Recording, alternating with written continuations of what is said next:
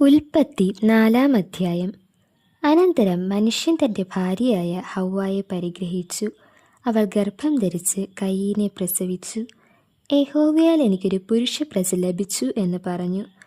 പിന്നെ അവൾ അവൻ്റെ അനുജനായ ഹാബേലിനെ പ്രസവിച്ചു.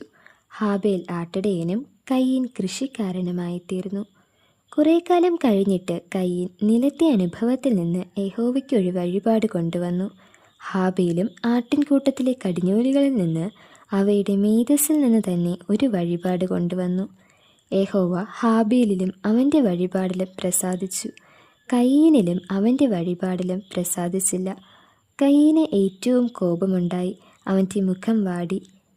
എന്നാൽ യഹോവ കയീനോട്, നീ കോപിക്കുന്നത് എന്തിന്? നിന്റെ മുഖം വാടുന്നതും എന്ത്? നീ നന്മ ചെയ്യുന്നുവെങ്കിൽ പ്രസാദമുണ്ടാകയില്ലയോ? നീ നന്മ ചെയ്യുന്നില്ലെങ്കിലോ പാപം വാതിൽക്കൽ കിടക്കുന്നു, അതിൻ്റെ ആഗ്രഹം നിൻകലേക്കാകുന്നു, നീയോ അതിനെ കീഴടക്കണം എന്ന് കൽപ്പിച്ചു. എന്നാൽ കയീൻ തൻ്റെ അനുജനായ ഹാബേലിനോട്, നാം വയലിലേക്ക് പോക എന്ന് പറഞ്ഞു.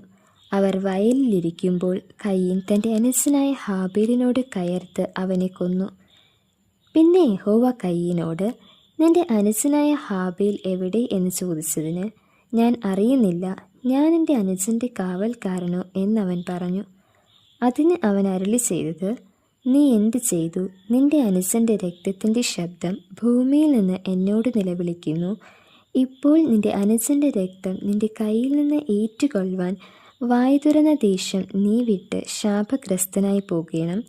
നീ കൃഷി ചെയ്യുമ്പോൾ നിലം ഇനിമേലാൽ തൻ്റെ വീര്യം നിനക്ക് തരികയില്ല. നീ ഭൂമിയിൽ ഉഴന്നലയുന്നവൻ ആകും. കയീൻ യഹോവയോട്, എൻ്റെ കുറ്റം പൊറുപ്പാൻ കഴിയുന്നതിനേക്കാൾ വലിയതാകുന്നു. ഇതാ, നീ ഇന്ന് എന്നെ ആട്ടിക്കളയുന്നു. ഞാൻ തിരുസന്നിധി വിട്ട് ഒളിച്ച് ഭൂമിയിൽ ഉഴന്നലയുന്നവനാകും.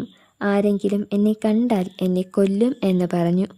യഹോവ അവനോട്, അതുകൊണ്ട് ആരെങ്കിലും കയീനെ കൊന്നാൽ അവന് 7 ഇരട്ടി പകരം കിട്ടും എന്നരുളി ചെയ്തു.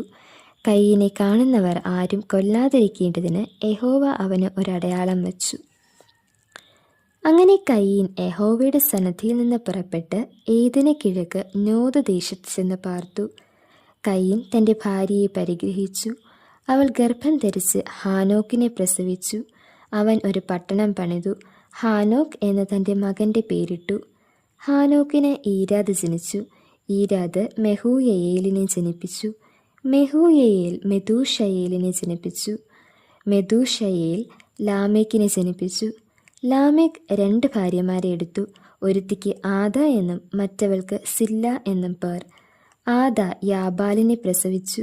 അവൻ കൂടാരവാസികൾക്കും പശുപാലകന്മാർക്കും പിതാവായിത്തീർന്നു.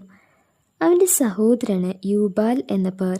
ഇവൻ കിന്നരവും വേണുവും പ്രയോഗിക്കുന്ന എല്ലാവർക്കും പിതാവായിത്തീർന്നു. സില്ല തൂബൽ കയീനെ പ്രസവിച്ചു.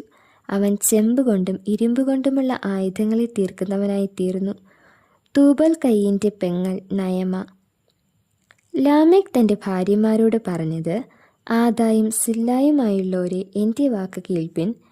ലാമേക്കിൻ ഭാര്യമാരെ എൻ്റെ വചനത്തിന് ചെവി തരുവിൻ. എൻ്റെ മുറിവിന് പകരം ഞാനൊരു പുരുഷനെയും എൻ്റെ പരിക്കിന് പകരം ഒരു യുവാവിനെയും കൊല്ലും. കയീന് വേണ്ടി 7 ഇരട്ടി പകരം ചെയ്യുമെങ്കിൽ ലാമേക്കിന് വേണ്ടി 77 ഇരട്ടി പകരം ചെയ്യും. ആദാം തൻ്റെ ഭാര്യയെ പിന്നെയും പരിഗ്രഹിച്ചു. അവൾ ഒരു മകനെ പ്രസവിച്ചു. കയീൻ കൊന്ന ഹാബേലിന് പകരം ദൈവം എനിക്ക് മറ്റൊരു സന്തതിയെ തന്നു എന്ന് പറഞ്ഞ് അവന് ഷേത്ത് എന്ന് പേരിട്ടു.